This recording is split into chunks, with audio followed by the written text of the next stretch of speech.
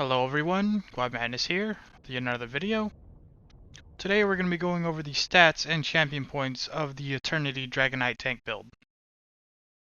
So first off, here are the benchmark stats that I try and keep whenever I am tanking. Around 40k health, below 26.5 stam, and above 20k magicka, and above 30k resist but below cap, as well as somewhere between 1500 and 2000 magicka recovery. And this is where I like to keep my stats whenever I am tanking. This is 40k health with Ebon, by the way, not counting minor toughness, sorry. That's 40k health with Ebon. So if you're wearing if you're not wearing Ebon, then I would account for having the Ebon buff.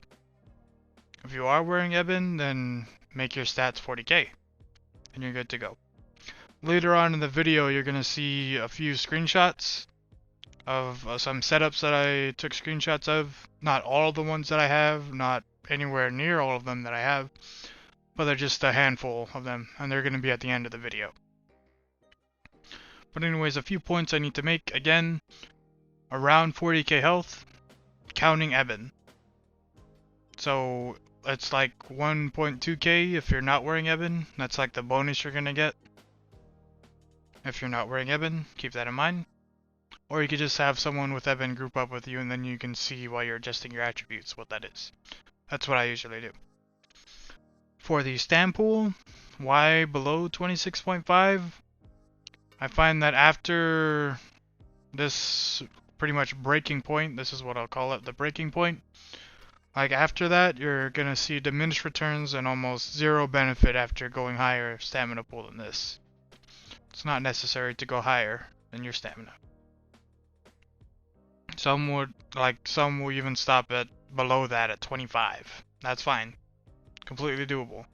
But I'm telling you what I do and what I've done to be successful. Then as far as magicka pool goes, I like to keep it above 20k. Just for the actual utility. And some magicka skills are just going to be super expensive. And it's really helpful to just have that little bit of extra magicka when it comes to using magicka skills. As far as resistances go, like in most content, just being at 30k is going to get you through everything, and honestly it will get you through everything so long as you're spec'd into and you know what you're doing. But if you feel that you're squishy and you need the extra protection, try and go up to 32.5. That's wearing an extra, you get that by putting points into CP, which I don't really recommend, because it's not necessary in the first place. Or you wear an extra piece of heavy armor. Something like that. But don't go past cap, it's useless for you after that. In PvE, there is no penetration from any boss or any damage that you're going to take. No reason to go over the resistance cap. If you want to see the math behind that, there's a lot of other sources. Just going to have to go with me on this one. Then, next thing, magic recovery. Magic recovery is the life essence of this build. We are choosing to go with magic recovery because it is a passive return. You need to do absolutely nothing to have magic recovery. It is active all the time. You are constantly returning magicka. This is most effective when you take into account that while you are blocking, you do not return stamina. You cannot regain stamina. You have no stamina recovery. After they made that change in the game, this is the way that you should be going.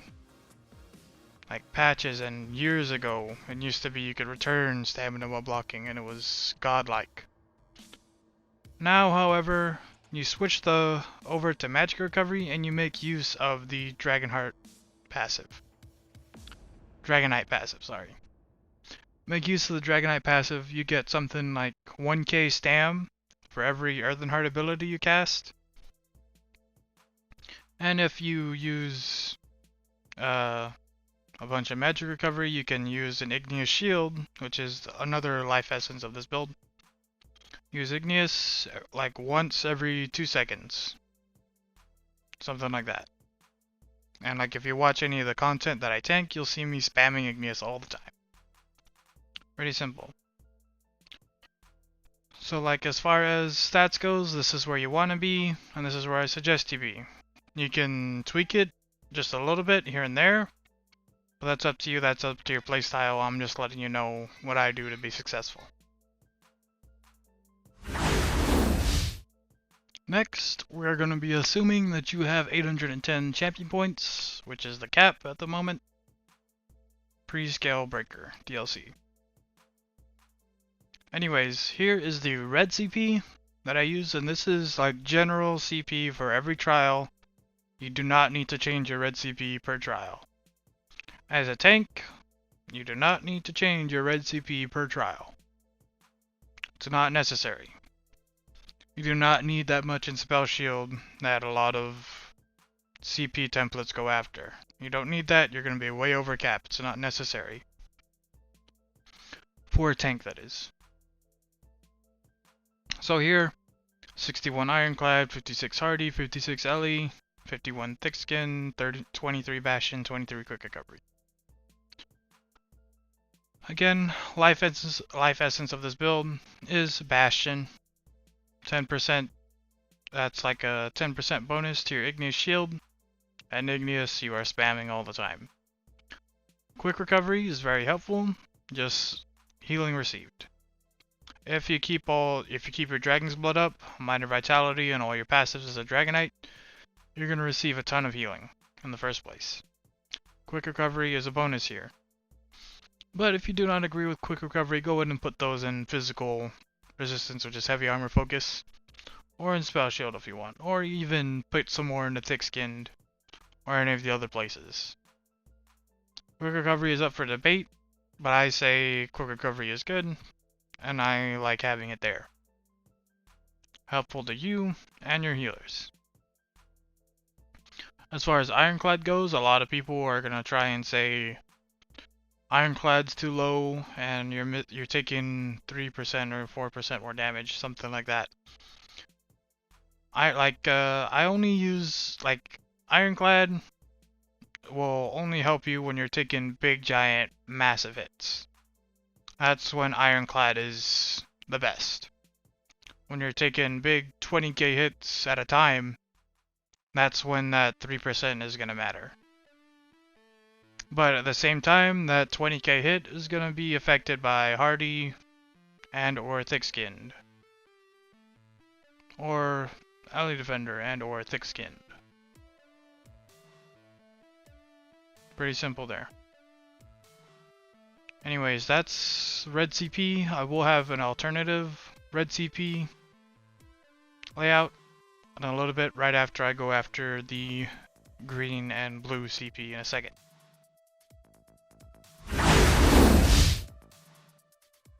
Now, here we have my green CP, 28 Warlord, 9 Bashing Focus, 3 Sprinter, 75 Arcanist, 37 Tenacity, 37 Tumbling, and 81 Shadow Ward.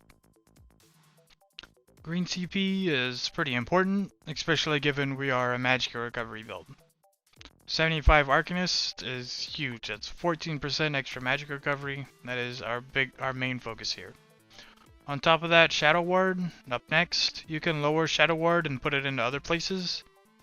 But still, I do not suggest any shield play enchants. I do not like shield play enchants, they don't do you much good, in my opinion. Magic Recovery will do you much better on everything. But besides that, Warlord for breaking free. There are some instances where you will have to break free when you get knockback.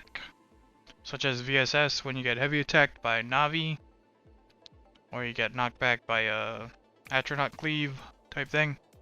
Something like that. That's when you're going to break free. As far as bashing goes, there's not much you have to bash that I can really think of besides like archers and then VHoff and VMAL. Bashing isn't really necessary. You can take those points out, put it somewhere. Sprinter isn't really necessary, you can get where you're going when you need to, as long as you know when to and how to type thing. There's a lot of other people that will put a bunch in a Sprinter, which is fine. There are some times where you are going to be hauling your butt over somewhere because you're out of position or you need to get somewhere. But that's on you. I'm just letting you know what I use in the green CP and what I've been successful with. On top of that, there are some that are going to put more into tumbling. Something like 51 or 2, something like that. That's completely viable, you can do that. But I don't roll dodge that much either. Again, just letting you know what I do and what I've been successful with. This is my green CP. Next, we'll be going over the blue CP.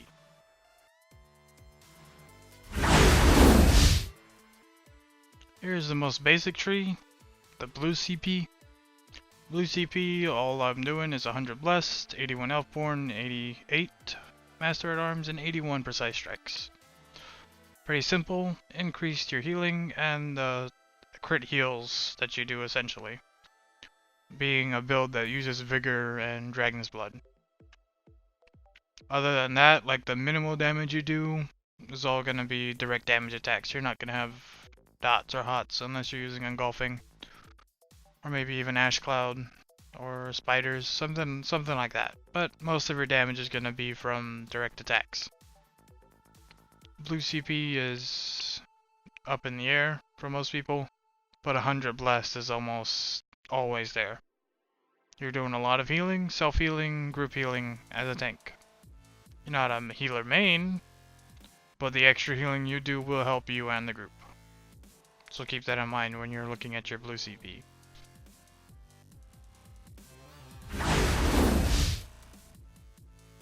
Lastly, here is my alternative red CP.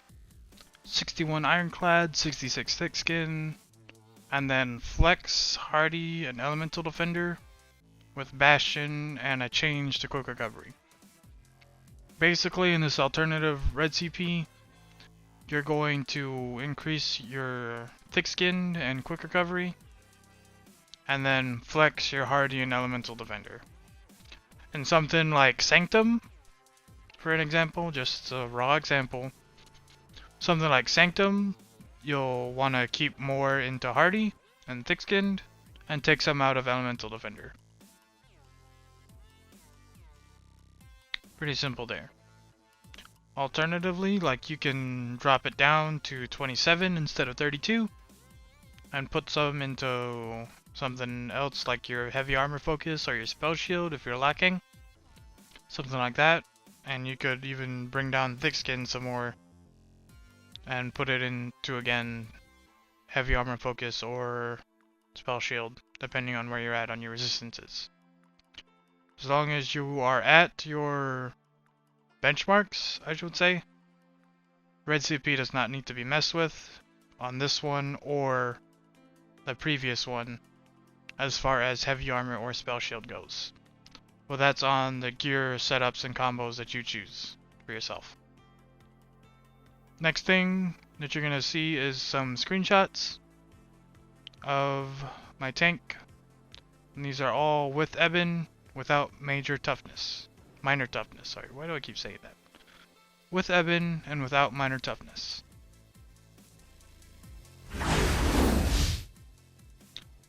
So if you made it this far, thanks for watching. Be sure to subscribe and share if you found this helpful at all.